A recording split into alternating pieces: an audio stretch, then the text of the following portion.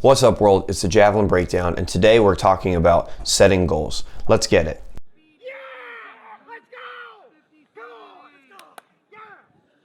So today we're going to talk about setting goals, and it's the fall right now, so most of you are playing football or field hockey, soccer, and the spring season sounds so far away, but it's going to be here before you know it. So let's get excited. No, seriously though, it'll be here soon. So let's talk about setting goals for the spring track and field season. I'm going to be talking about two kinds of goals, process goals and outcome goals. And then I'm going to talk about some of my goals and how I set them, so stick around. Let's start with outcome goals because that's what most people are familiar with. An outcome goal, like the name says, is an outcome. It's a result that you set out to achieve. Outcome goals should be lofty, they should be challenging, and that's why sometimes we achieve them, sometimes we don't. It's the journey that counts. An example of an outcome goal is I want to power clean and jerk 315 pounds by May 1st. And so for me, I know that when my Olympic weightlifting is really strong, my power output on the runway with the Javelin is also strong. And so that's why I've set this outcome goal. Process goals, like the name, focus on the process. And so that might look like doing your mobility routine every night before bed.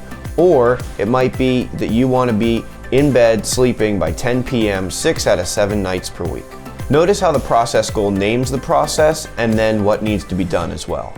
Process goals are really important because they're 100% under our control. I can choose to do my mobility every day. I can choose when I go to bed. I can't choose how far the Javelin's going to go on throw number 6 of the district championship 9 months from now. Setting process goals is really helpful because they provide clear expectations and a path to success.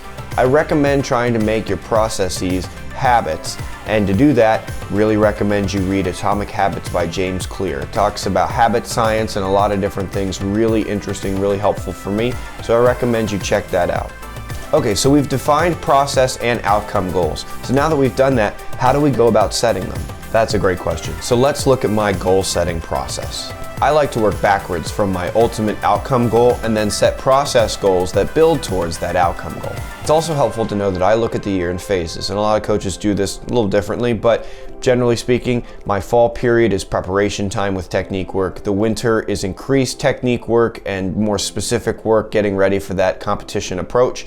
And then the spring comes and it's maintaining that competition approach, making adjustments and whatnot.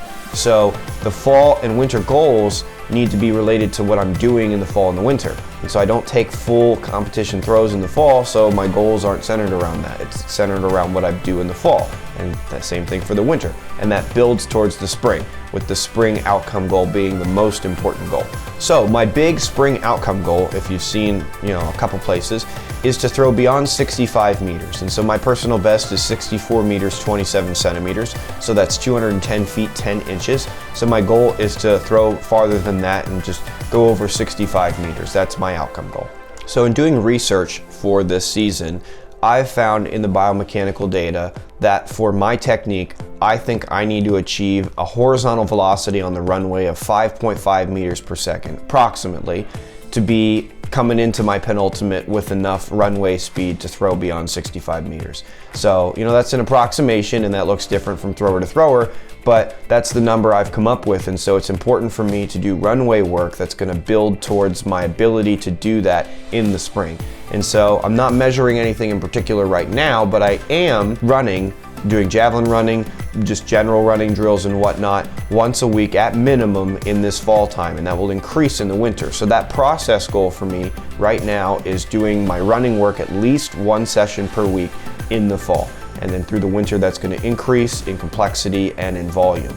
And that will build towards my ability to have a 5.5 meter per second horizontal velocity on the runway come springtime, which will then contribute to that goal of throwing over 65 meters. So you see how that works backwards. And so we've got that distance of 65 meters, and one of the factors is my horizontal velocity. And so to get to that, I need to be in good physical shape, and to do that, I need to prepare right now. And so it's those building blocks that lead towards the spring.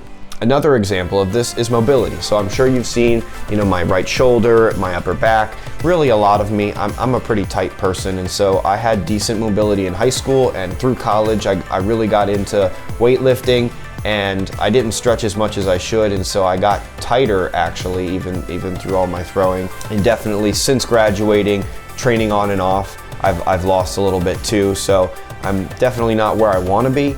And I know that to throw beyond 65 meters, the positions I'm going to need to get into are more challenging than the ones I can get into right now, if that makes sense. So I need to push the mobility of my whole body, and this is just true of all throwers.